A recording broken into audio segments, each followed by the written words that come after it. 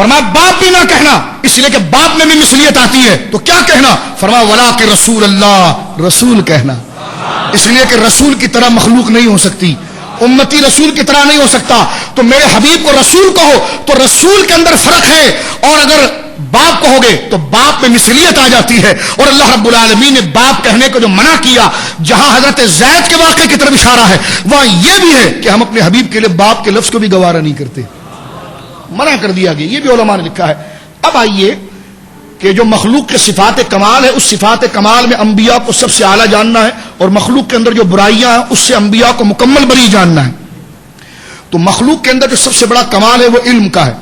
اور ہمارے علماء نے یہ بھی لکھا کہ قیامت کے دن سید عالم صلی اللہ علیہ وسلم کی روح مبارک جو ہے، روح مبارک آپ کے جسد پاک کے اندر ہی ہے، لیکن بعض علماء نے یہ قول کیا کہ آپ کی روح مبارک اعلی علیین کے اوپر درجے پر ہے. اب اس سے مرچی لگ گئی ان لوگوں کو، حالانکہ حضور کے فضائل کی بات تھی، کسی کو گالی تو نہیں دی، یہ تو نہیں کہا کہ فلاں کافر فلاں کافر فلاں کافر، لیکن ان کے نزدیک ان کی موت حضور کی تعریف کرنا ہے. یہ الٹی چال چلتے ہیں دیوان دانش، یہ الٹی چال چل رہے ہیں. خیر یہ شعر ان پر صادق نہیں آتا، ان کے لیے تو یہ شعر صادق آتا ہے کہ عقل ہوتی تو خدا سے نہ لڑائی لیتے، عقل ہوتی تو خدا سے نہ لڑائی لیتے، یہ گھٹائیں اسے منظور ہے بڑھانا تیرا. جس کے ذکر کو اللہ بڑھائے تو پھر لڑائی لینے کی کیا ضرورت ہے، یہ عقل ختم ہونے کی بات ہے. تو حضور کی روح مبارک جہاں اعلی علیین میں ہے، تو یہاں پر اہل محبت نے یہ بات کی ہے کہ حضور کی روح اعلی علیین میں سب سے اوپر اس لیے ہے کہ حضور کا کمال بلند ہے. کمال بلند ہونے سے مراد یعنی حضور کا علم بلند ہے، اس لیے روح بھی سب سے اوپر ہے. اب اس کو بنیاد بنا کر رشید گنگوئی اور امبٹوی نے یہ کہا کہ روح مبارک کا علیین میں ہونا اس بات کو ثابت نہیں کرتا کہ آپ کا علم اسرائیل کے برابر ہو، چہ جائے کہ زیادہ. اردو سمجھتے ہیں آپ لوگ؟ اردو سمجھتے ہیں، اس کی تشریح کی ضرورت نہیں ہے. وہ یہ کہنا چاہ رہا ہے کہ اگر حضور کی روح اعلی علیین میں ہے تو اس سے یہ نہیں ثابت ہوتا کہ حضور کا علم اسرائیل کے برابر ہو. جب برابر نہیں تو زیادہ کہا. قاضی یاد علامہ خفاجی تمام نے لکھا ہے، جس نے یہ لفظ کہا، کیونکہ یہ تو عقیدہ تھا نا کہ کمال میں آنا جاننا ہے، لہذا علماء نے لکھا کہ جس نے یہ لفظ کہا کہ فلاں کا علم حضور سے زیادہ ہے، اس نے حضور کو سب کیا ہے، گالی دی ہے، وہ مرتد ہے، اسے قتل کیا جائے گا. یہ لکھا ہے علامہ خفاجی نے. فرمایا کہ جس نے یہ کہا کہ رسول اللہ سے فلاں کا علم زیادہ ہے وہ کافر ہے. تو میں نے کہا امام احمد رضا تو بعد میں کہہ رہے ہیں، ساری امت تمہیں پہلے کہہ رہی ہے، کیونکہ امام کے پاس امام کا دور بعد کا ہے. یہ تسلسل تو امت نے پہلے لکھ دیا ہے کہ جو سید عالم صلی اللہ علیہ وسلم کے علم کے مقابلے میں اعلیٰ کسی کو کہے، چاہے فرشتے کو، یہاں تک کہ حضرت ابراہیم کو بھی کہے گا تو اس پر فتویٰ لوٹے گا، اس لیے کہ سید عالم کو علم میں سب سے اعلیٰ جاننا یہ ضروریات دینیہ میں سے ہے. اور یہ ظالم اعلیٰ جاننے سے مراد یہ تو بالکل سرے سے علم ہی نہیں مانتے. تھوڑی شرم کریں، سنیو آپ بھی یاریاں ڈالتے ہیں، دوستیاں ڈالتے ہیں. یہ آپ دیکھیں جن پر ایمان رکھنا ضروری ہے اس میں اوپر کی بات تو چھوڑے، سرے سے حضور کے لیے نہیں مانتے ہیں. اس نے لکھا نا کہ غیب تو خدا جانے، نبی کو کیا خبر. اوتھانوی نے لکھا کہ یہ ایسا علم غیب تو زید عمر بکر جانور باہم سب کو حاصل ہے. یعنی اگر علم مانا بھی، اس نے تو کہا کہ حضور کو غیب کی خبر، اللہ غیب جانتا ہے، رسول کو غیب کی کیا خبر، اس نے تو سرے سے انکار کیا. مولوی اشرف علی تھانوی نے اگر مانا بھی تو مانا کس کے مقابلے میں، کہا ہے لیکن کیا شان ہے، ایسا علم تو جانوروں کے پاس بھی ہے معاذ اللہ. یہ لکھا ہے ابن ایمان میں. کہنے لگا جی اگر علم کلی کی بات کی جائے تو یہ رسول اللہ کو حاصل نہیں، رہے بعض علم غیبیہ تو اس میں رسول اللہ کی کیا تخصیص. ایسا علم غیب تو زید عمر بکر جانور سب کو حاصل ہے، چاہیے کہ سب کو عالم الغیب کہا جائے. جس نے مانا تو اس نے مانا کس انداز کے اندر. اس نے کہا جی توہین کیا. میں نے کہا اس میں توہین نظر نہیں آتی تم کو کہ ایسا علم غیب تو زید عمر بکر سب، یعنی مانا بھی تو جانوروں کو سامنے ذکر کیا معاذ اللہ. تو اگر میں یہ کہوں کہ جناب تھانوی صاحب اگر اللہ کی مخلوق ہے تو اس میں کیا فرق، ایسی مخلوق تو کتا بھی ہے، خنزیر بھی اور گدھا بھی ہے، مخلوق ہونے میں سب برابر ہے. وہ کہنے کہ گستاخی کی. میں نے کہا گستاخی نہیں، وہ بھی مخلوق، خنزیر بھی مخلوق. وہ کہنے لگے ہمارے استاد کے لیے آپ کو مخلوق میں خنزیر نظر آیا. میں نے کہا شرم کرو بغیر تو تمہیں نبی پاک کے علم کے لیے جانور نظر آیا ہے. عشق و محبت کی بات ہے. میں کہہ رہا ہوں قبر کو یاد رکھیں، تفرقے کی بات نہیں کر رہا، بات عقیدے کی ہے، بات نظریات کی ہے. لہذا اس کو مسلک کی جذبات کی طرف میرے بھائی لے جانا اس لیے کہ مسلک کی جذبات کی طرف لے جائے گا تو حق قبول نہیں کر پائے گا. میں تجھ پر تنقید تجھے ذلیل کرنے کے لیے نہیں کر رہا, تیرے شعور کو بیدار کرنے کے لیے کر رہا ہوں. اگر تیرے علم میں اب تک یہ بات نہیں ہے, اور اگر علم میں ہے پھر بھی ٹھیک ہے, تو میرے نزدیک تو بالکل کافر ہے. کیونکہ اگر تجھے کافر نہیں کہوں گا تو میں مسلمان نہیں رہوں گا. سمجھ رہے؟ اگر علم ہے اور جانتا ہے دلائل کو, پھر بھی اپنے اکابر کی اس ایک ٹانگ پر کھڑے ہو کر کہہ رہا ہے نہیں رسول اللہ کی پرواہ نہیں, مجھے تھانوی کی پرواہ ہے, پھر تو کفر میں کیا شک ہے؟ من شک فی کفری وعذابی فقط کفر. اب تو اگر کوئی اس کفر کے اندر شک بھی کرے گا تو وہ بھی دار اسلام سے جائے گا, کیونکہ شریعت کا قاعدہ ہے. کوئی کہے گا شاہ صاحب آپ نے کفر کا فتویٰ دے دیا, کفر کا فتویٰ لگا دیا. میں نے کہا پہل میں نے نہیں کی, جس نے کفر واضح کیا تو اسے کافر کہنا فرض تھا. تو قرآن کو حکم, ہم نے کسی کو کافر نہیں بنایا, اس نے اپنے آپ کو خود بنایا ہے. ہم نے تو صرف اس کے لیے حکم واضح کیا ہے, اور ہم یہ کہتے ہیں اللہ ہمیں بھی گستاخی سے بچائے اور سب کو گستاخی سے بچائے. ہاں, تو اس لیے حضور نے فرمایا کہ شیطان بڑا خطرناک ہے, اس لیے فرمایا یہ صفیہ ہے, اس میں کرسی میں بیٹھا والا بھی بہک سکتا ہے, نیچے بیٹھا والا بھی بہک سکتا ہے. لہذا عافیت کی بات کرنی چاہیے, اور ہمیشہ ادب اور تعظیم کو اتنا غلبہ دینا چاہیے کہ ایسے گندے تصور دماغ کے قریب بھی نہ آئے. اب آئیے تھوڑا سا آگے میں آپ کو لے کر چلتا ہوں. صفات کمیا جو کہتے ہیں نا جی کیا اختلاف ہے, میں نے کہا میں آپ کے سامنے کوئی مناظرہ مباحثے کی بات نہیں کر رہا, میں نے آپ کے سامنے کھول کر کتاب رکھ دی ہے. اب آپ خود فیصلہ کیجئے کہ یہ میں صحیح کہہ رہا ہوں غلط کہہ رہا ہوں. ان کے پاس جائیے کہ ایسا نہیں لکھا گیا تو کتابیں ہم آپ کے سامنے پیش کرتے. نہیں جی ان کے کہنے کا مطلب یہ تھا. میں نے کہا نہ, یہ بہانے نہ کرو, یہ مطلب یہ میں نے کہا گدھے نے یا کتے نے بھونکا نہیں ہے جو اتنی مشکل زبان ہو کہ اس کے بھونک کو کوئی نہ سمجھ سکے. آسان اردو بولی ہے اس نے, آسان اردو بولی ہے کہ اگر کل علوم غیبیہ کی بات کی جائے تو اس میں رسول اللہ کی کیا حضور کو حاصل نہیں رہے, بعض علوم غیبیہ تو اس میں حضور کی کیا تخصیص. ایسا علم تو زید بکر, زید بکر عربی میں کہتے ہیں ایر غیرن تو خیر, آپ اردو میں کہتے ہیں نا ایر غیرن تو خیر, تو عربی میں کہتے ہیں زید امر بکر. آپ کی اردو میں بھی محاورہ چلتا ہے زید امر بکر, کسے باشد زید امر بکر. کہا جی اگر رہے بعض علوم غیبیہ تو اس میں حضور کی کیا تخصیص. ایسا علم غیب تو زید امر بکر جانور سب کو حاصل ہے, لہذا سب کو عالم الغیب کہا جائے. اور میں نے کہا ایک لطیفہ اور یہاں پر ہوا, تھانوی کا ڈبل کفر یہ ہوا, ایک تو حضور کے لیے علم غیب نہیں مان رہا تھا, لیکن اگر بعض غیب بھی مانا تو وہ کتے کے لیے بھی مان گیا. لکھتا اگر ایسا بعض علم غیبیہ جو حضور کے پاس ہے تو ایسا علم تو زید امر بکر بلکہ جانوروں کے پاس بھی ہے. جانوروں میں علم نہیں ہوتا, یہ حضور کے لیے غیب نہیں مان رہے تھے, لیکن جب بغض میں آئے تو جانوروں کو بھی غیب میں شامل کر لیا. کہتا بعض علوم غیبیہ تو اس میں حضور کی کیا تخصیص. ایسا علم غیب, ایسا علم غیب تو جانوروں کو بھی حاصل ہے. میں نے کہا دیوبندیوں تم تو فتوا دو, تم تو اللہ کے علاوہ کسی کے لیے علم غیب کا لفظ نہیں بولتے تھے. تھانوی نے تو جناب جانوروں کے لیے بھی علم غیب کا لفظ بولا کہ ایسا علم غیب تو زید امر بکر سب کو بھی حاصل ہے. تو یہ ہے بغض جہاں پر بندے کو لے جاتا ہے. تو لہٰذا میں پھر عرض کروں آپ کے سامنے, یہ مناظرہ مباحثہ تنقید نہیں. جس شخص نے گندگی بیان کی ہے اس کے کفر کو واضح کرنا اور شیطان کے عیب کو اس لیے واضح کیا جاتا ہے تاکہ موحدین اللہ کی رحمت کو جانیں اور اس کے عذاب سے متعارف ہوں. سمجھ رہے میری بات, آپ سمجھے آپ. تو یہ ایسی چیز ہے جس میں احتیاط کرنا ضروری. لہذا میں نے اس لیے یہ بات رکھا کہ مخلوقات میں جو صفات کمال کی ہے اس میں انبیاء کو سب سے درجہ کمال کو جاننا اور پھر سید عالم کو ان کمال میں بھی اعلیٰ جاننا, ان کمال میں بھی اعلیٰ جانا, اس لیے کہ ان کی نبوت بھی مصطفیٰ کا صدقہ ہے. یہ شبیر احمد عثمانی نے لکھا ہے, یہ شبیر احمد عثمانی نے ماکان محمد ابا احد من الرجال کی تفسیر کرتے ہیں, تفسیر عثمانی نے لکھا. اس نے کہا جی حضور کی نبوت اتنی اکمل اور اعلیٰ ہے کہ ہر نبی کو جو نبوت ملی ہے یہ حضور کے صدقے ملی ہے, حضور کے صدقے ملی ہے. میں نے کہا واہ جی, تھانوی یہاں یہ کہے وہ وہاں پر وہ کہے. ایک بات کا میں جواب دوں, نیٹ پر بڑی بات اٹھائی جاتی ہے. مناظر اعظم حضرت عمر اشعری صاحب رحمۃ اللہ علیہ کے حوالے سے, حضرت عمر اشعری صاحب رحمۃ اللہ علیہ نے, دیکھو ہر عاشق جب نبی کی کوئی گستاخی کرے گا تو وہ دائرۂ ادب میں رہ کر جو علمی حملہ کر سکے وہ کرے گا, ٹھیک ہے نا. اگر وہ عالم ہے تو علمی حملہ کرے گا, اور سخت جملے اگر ایسے کہہ دے جس کا وہ مستحق ہے تو اس کو گالی بھی نہیں کہا جائے گا, کیونکہ قرآن میں سارے الفاظ موجود ہیں, الخبیثات للخبیثین عتل بعد ذلک ظنیم. تو حضرت مناظر اعظم عمر اشعری صاحب نے مقیاس حنفیت کے اندر یہ لکھا کہ وہابیوں کے نزدیک گدھے پر بھی وہی آتی ہے. تو انہوں نے شور کیا نیٹ پر, او دیکھو بریلویوں نے کہا جی گدھے پر بھی وہی آتی ہے. ہم نے کہا نہیں, اس عبارت سے یہ ثابت ہوتا ہے, اس لیے کہ نبی کو جو غیب ملتا ہے وہ وہی سے ملتا ہے, اور تم نے جانوروں کے لیے بھی غیب مانا, اس کا مطلب تمہارے نزدیک جانوروں پر بھی وہی آ رہی ہے.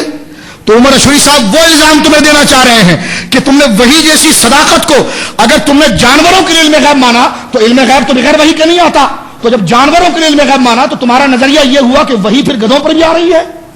تو یہ کہنے کا مقصد ہے حضرت عمر اشوری صاحب رحمۃ اللہ علیہ کا، اس کو یہ بنا کر پیش کرنا کہ جناب بریلویوں کے نزدیک نظریہ یہ ہے، ایسی بات نہیں ہے۔ آپ اس عبارت پر غور کریں جو مولوی اشرف علی تھانوی نے ذکر کی ہے، اللہ رب العالمین ایسی گستاخی سے ہمارے کو محفوظ فرمائے۔ آگے آئیے، تھوڑا میں نظریہ آگے پیش کرتا ہوں، توجہ میں ذرا رکھیے گا۔ اور اس کے بعد یہ عقیدہ رکھنا بھی امت کے لیے انتہائی ضروری ہے کہ اللہ تعالیٰ کو ان سے اور تمام مخلوق سے صفات کمال میں ممتاز جانے، پھر اللہ رب العالمین کو رتبہ ہے۔ یعنی اصل کہ جب صفات کمال میں انبیاء کو سب سے اعلیٰ جانا تو اس میں سرکار کو سب سے اعلیٰ جانا، تو پھر سب سے اعلیٰ اصل میں جس کو جاننا ہے وہ اللہ رب العالمین کی ذات ہے۔ اس لیے ہمارے بزرگوں نے، شاہ عبد العزیز صاحب تمام نے لکھا کہ حضور کی تعریف کیا کریں، فرمایا یہی کہیں گے کہ بعد از خدا بزرگ تو ہی قصہ مختصر، خدا کے بعد اگر کوئی قابل عزت ہے تو وہ نبی پاک صلی اللہ علیہ وسلم کی ذات گرامی ہے۔ آگے شاہ فرماتے اور مناسب یہ ہے کہ تم جانو انبیاء کے لیے، مناسب یہ ہے کہ تم جانو انبیاء کے لیے اللہ اور اس کی مخلوق کے درمیان وہ واسطہ ہے، اللہ اور اس کی مخلوق کے درمیان بولیے وہ، اور وہ قرآن کریم کی آیت انی جاعل فی الارض خلیفہ سے واضح ہو جاتا ہے۔ اللہ نے فرمایا تھا نا فرشتوں کو انی جاعل فی الارض خلیفہ، میں زمین میں اپنا خلیفہ بنانا چاہتا ہوں، اس سے وہ واضح ہو جاتا ہے، اس لیے کہ خلیفہ نائب ہوتا ہے، خلیفہ نائب ہوتا ہے، اور نائب اس کا ہوتا ہے جو بوڑھا ہو جائے، نائب اس کا ہوتا ہے کہ جو مر جائے، نائب اس کا ہوتا ہے جو اپنی حکومت تک پہنچ نہ سکے۔ یہ سارے تصور باطل ہیں اللہ رب العالمین کے لیے۔ تو ایک معنی یہ ہوا کہ نائب ہونے میں، نائب بنانے میں کمزوری خدا کی نہیں ہے، بندوں کی ہے کہ یہ براہ راست لے نہیں سکتے تھے، لہذا انبیاء کو نائب اور واسطہ بنایا گیا کہ رب سے لیں گے اور بندوں کو دیں گے۔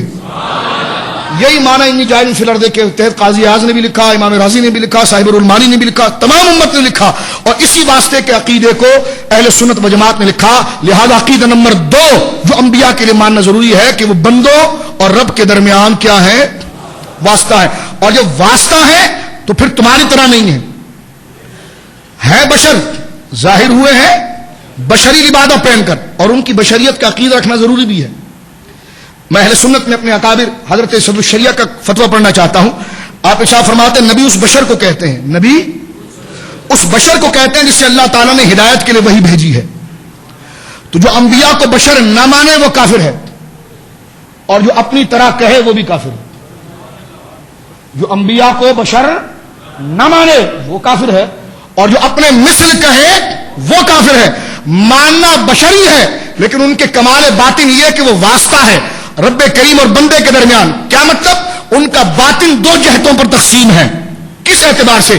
ایک کمال اتنا متجلا ہے اور اتنا روشن ہے، اتنا پاکیزہ ہے، اور ہر شے سے اس قدر مجرد ہے کہ وہ اللہ رب العالمین سے براہ راست اس کے انوار و تجلیات کو برداشت کرتا ہے، اور ایک طرف سے بندوں کے ساتھ جڑا ہوا ہے کہ بندوں کو دیتا ہے۔ لہذا اس کی 2 جہتیں ہیں۔ یہ کہنا جو دیوبندی کہتے ہیں کہ انبیاء کو تم نے دوہرا مانا، ہم نے کہا تم سچ کو چاہے لفظ بگاڑ کر کہو، لیکن واسطہ جو ہوتا ہے اس کی 2 جہتیں ہوتی ہیں، اور 2 جہتیں کیسی ہوتی ہیں؟ ایک اس سے ملی ہوئی ہوتی ہے، ایک اس سے ملی ہوئی ہوتی ہے۔ اب چاہے اس کو واسطہ کہو یا تمہاری طبیعت ہی گندی ہے تم اس کو دوہرا کہو، جو بھی کہو، لیکن کہنا کیا ہے؟ واسطہ، کہ ایک جہت اللہ سے ملی ہوئی ہے اور ایک جہت بندوں سے شامل ہے، اور جو جہت اللہ سے ملی ہے اس میں نورانیت کا غلبہ ہے، اور جو جہت بندوں سے ملی ہے اس میں بشریت کا غلبہ ہے۔ اسی کو جناب بشریت اور نورانیت کے عقیدے کے ساتھ تعبیر کیا جاتا ہے۔ یہ کوئی مناظروں کی چیزیں نہیں، یہ عقیدے کی باتیں ساری۔ کیا ہے بولیے؟ آگے میں آپ کو چند ضروری عقائد کی طرف لا رہی ہے، وہ عام باتیں میں کر رہا ہوں جو عام تقریروں میں ہماری ہوتی ہے، تاکہ آپ کا ذہن وہ آگے والے عقیدے کے لیے تیار ہو اور آپ کے اندر عشق رسول تازہ ہو جائے۔ اس لیے میں یہ بات عامیانہ انداز میں آپ کو لے جا رہا ہوں، وہ روزمرہ کی باتوں کے ساتھ، کیونکہ آگے جو اگر میں شروع سے پہلے وہ باتیں رکھتا تو شاید قبولیت کے لیے آپ کا ذہن بیدار نہ ہوتا۔ اب آئیے تھوڑی چیزیں جو میں آپ کی خدمت میں رکھنا چاہتا ہوں۔ لہذا اور مناسب یہ ہے کہ تم جانو انبیاء کرام کو، انبیاء علیہ السلام اللہ اور اس کی مخلوق کے درمیان واسطہ، لہذا اس طرح پیدا کیے گئے کہ فرشتوں کی ارواح اور شکل انسانی کے درمیان ہوں۔ یہ عقیدہ ہے، یعنی اس طرح پیدا کیے گئے ہیں کہ ان کا باطن اور ان کے باطن روحانیت جو ہے وہ فرشتوں کے مانند اعلیٰ ہے۔ کیا ہے بولیے؟ فرشتوں کی مانند، اور باطنی اسرار اور ظاہری انوار کے جامع ہیں. باطنی اسرار اور ظاہری انوار. باطنی اسرار سے مراد اسرار سر کی جمع ہے، یعنی اللہ کے راز. باطن میں اللہ کے رازوں کو لینے والے ہیں، اور ظاہر میں چہرہ ان کو جو چمکتا ہے اس کے انوار کے ساتھ اس کے متحمل ہیں. یعنی اللہ رب العالمین کے رازوں کو لینے والے. بخاری شریف کی حدیث ذرا سن لیجئے، بات مزید واضح ہو جاتی ہے. سرکار نے فرمایا لو کنت متخذا فی امتی لاتخذت ابا بکر خلیلا. میں اگر اپنی امت میں کسی کو خلیل بناتا تو ابو بکر کو بناتا، لیکن ابو بکر کو نہیں بنایا. ابو بکر کو نہیں بنایا، اس کو میں نے اپنا دینی بھائی بنایا ہے. حضور اگر کسی کو بھائی بنائے تو یہ حضور کا کرم اور عاجزی ہے، لیکن وہ آگے سے چڑھ کر حضور کو بھائی نہیں کہتا. وہ آگے سے چڑھ کر منہ اٹھا کر حضور کو بھائی نہیں کہتا. سیدہ یہ نہیں کہتی میرے شوہر نے کہا، سیدہ یہ کہتی قال رسول اللہ، رسول نے کہا. سیدہ زہرا یہ نہیں کہتی میرے باپ نے کہا، کہتی قال رسول اللہ، رسول نے کہا. تو یہ آداب ہمیں ان سے ملتا ہے، اور قرآن نے بھی یہ کہا ہے کہ اس وصف سے میرے حبیب کو یاد کرنا ہے جو میرے حبیب کی ذات میں یکتا ہے، جو میرے حبیب کا تفرد ہے.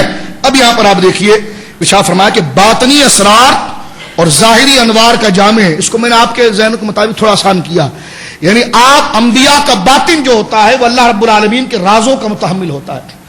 حضور نے فرمایا اگر میں کسی کو خلیل بناتا تو ابو بکر کو بناتا. اور خلیل کہتے ہیں گہرے دوست کو، صدیق بھی دوست کو کہتے ہیں، خلیل بھی کہتے ہیں. لیکن خلیل دوستی کے اندر اس منتہا کو کہتے ہیں کہ جس میں دوستی اتنی گہری ہو جائے کہ آپ اپنے دل کے سارے راز اس کو دے دیں. تو سرکار نے فرمایا میرا دل بھی چاہتا ہے کہ میں اپنے دل کے سارے راز ابو بکر کو دے دوں، لیکن پھر دیکھتا ہوں کہ ابو بکر برداشت نہیں کر سکتا. اگر کوئی برابر ہو سکتا حضور کے تو ابو بکر ہو جاتے نا. وہ نہیں ہوئے لوٹا بستر والے کہہ رہے ہم ہوئے معاذ اللہ. اب سنیے سرکار فرماتے ہیں کہ اگر میں اپنے دلوں کے راز دے کر کسی کو خلیل بناتا تو ابو بکر کو بناتا، لیکن ابو بکر اسے برداشت نہیں کر سکتا، لہذا اسے دینی بھائی بنایا. صحابہ نے پوچھا پھر آپ کا خلیل کون ہے؟ فرمایا کہ میرا خلیل کون ہے؟ فرمایا صاحبکم خلیل الرحمان، تمہارے اس صاحب کا اگر کوئی خلیل ہے تو وہ رحمان کی ذات ہے. یعنی رحمان کے خلیل میں اور میرا خلیل رحمان. رحمان اپنے راز میرے سینے میں اتارتا ہے اور میں اپنے سینے کی باتیں رحمان سے ذکر کرتا ہوں.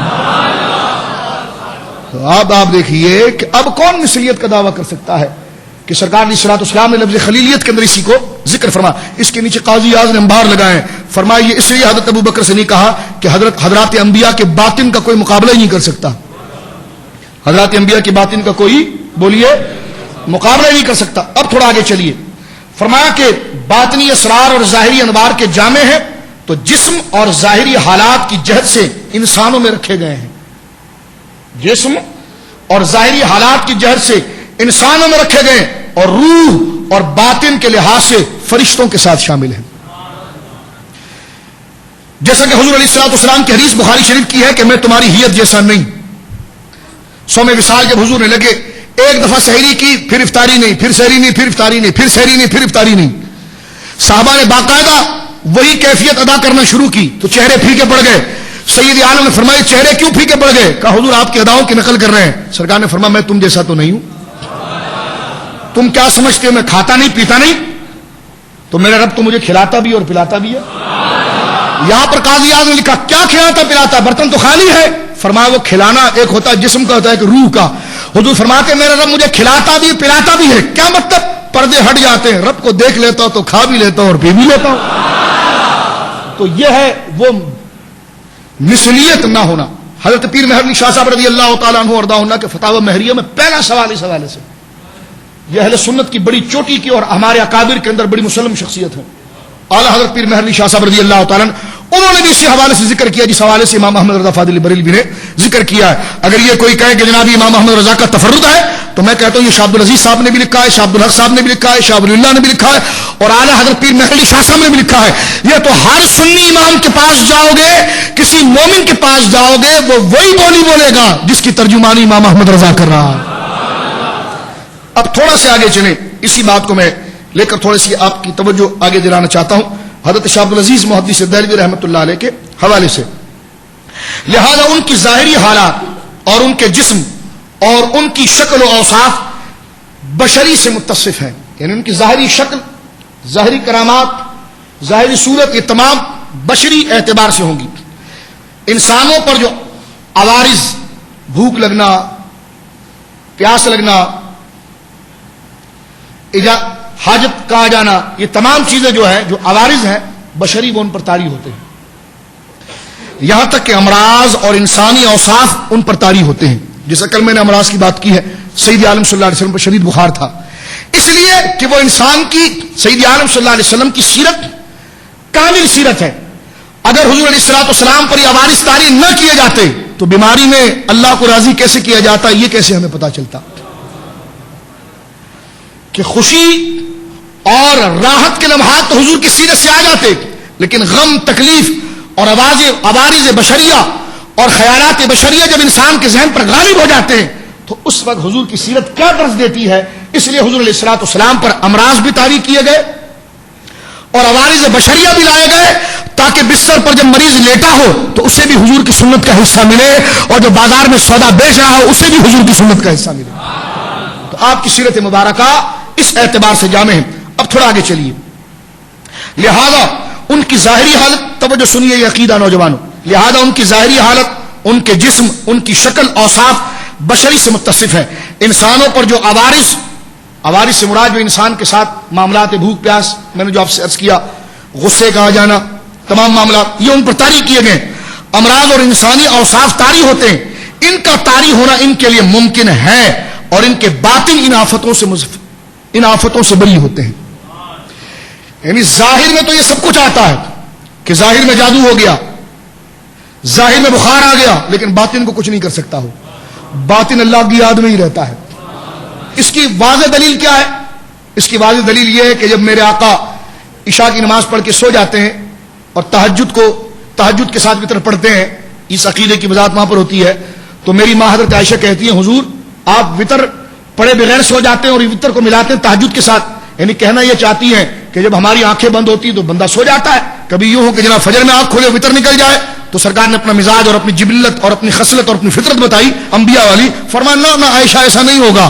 کیوں کہ اینا یا تنامانی ولا ینام قلبی، ہم انبیاء ہیں، ہم پر یہ عوارض ظاہر پر رہتے ہیں، باطن پر نہیں. ہماری آنکھیں بند ہوتی ہیں، دل جاگ رہا ہوتا ہے. یہ بخاری شریف کتاب التہجد کے اندر یہ عوارض ہمارے ظاہر پر ہوتے ہیں، یہ آفتیں ہمارے باطن پر نہیں آ سکتی. بولیے سبحان اللہ. اب سمجھ رہے ہیں انبیاء کا درجہ. وہ بستر والے نے تو ڈائریکٹ سمجھا نبی جی نبی جی نبی جی. میں نے کہا چپ کر، تجھے نبی کو یاد کرنا بھی نہیں آتا. نبی جی نبی جی نبی جی، ابا جی ابا جی، یہ کوئی طریقے ہوتے ہیں؟ ہم نے کہا عاشقوں کے پاس بیٹھ، جو امت کا تسلسل ہے عقیدہ پتا چلے. یہاں پر دیکھیے نعت خوانی میں باوضو ہوتے ہیں. اب یہ کہتے کھڑے ہو کر سلام کیوں پڑھتے ہو؟ میں نے کہا تم جا کے پہلے نبوت کے عقائد پڑھ لو تو تمہیں اعتراض ہی باقی نہیں رہے گا. دراصل تم نے انبیاء سے متعلق عقائد پڑھے نہیں، اس لیے تمہیں ہر چیز میں کوئی نہ کوئی حرج لگتا. انگوٹھا کیوں چوم لیا؟ اذان سے پہلے تو صلاۃ و سلام کیوں پڑھ لیا؟ کھڑے ہو کر سلام کیوں پڑھ لیا؟ یا نبی سلام علیہ کا کیوں کہہ دیا؟ میلاد کیوں کر دیا؟ 4 کی جگہ 8 جھنڈے کیوں لگا دیے؟ میں نے کہا تم نے بھی نظریات پڑھے نہیں ہے تو تم یہ جو تبلیغی جماعت والی جو کتاب ہے نا اس کو رکھو، جاؤ کسی مسلمان عالم کے پاس جا کر بیٹھو اور اس سے یہ سیکھو کہ نبی کے لیے کیا چیز جاننا چاہیے اور کس چیز سے اس کو مبرہ جاننا چاہیے. تو تمہیں اعتراض نہیں، تمہیں یہ عشق و محبت اور تعظیم ہی کی جھلک نظر آئے گی. سمجھ آئی بات آپ کی؟ اب آئیے اس طرف کہ ان کے باطن پر ان آفتوں کا گزر نہیں ہوتا. نیند ایک آفت بھی ہے کیونکہ موت کے مانند ہے. نیند ایک آفت بھی ہے، موت کے مانند ہے. اس لیے جنت کے اندر اس آفت سے چھٹکارا ہو جائے گا. نیند آئے گی نہیں جنت میں. نیند نہیں آئے گی تو کیا ہوا کہ اس سے زیادہ سرور صرف لیٹنے میں آئے گا. اس سے زیادہ سرور بولیے صرف لیٹنے کے اندر آئے گا. وہ نیند والی آفت، کیونکہ نیند میں غفلت ہے اور غفلت معیوب چیز ہے. غفلت جو ہے معیوب چیز ہے. تو نیند نہیں ہوگی، موت جنت کے اندر نہیں ہوگی، سکون ہوگا. بغیر نیند کے اللہ سکون عطا فرمائے گا.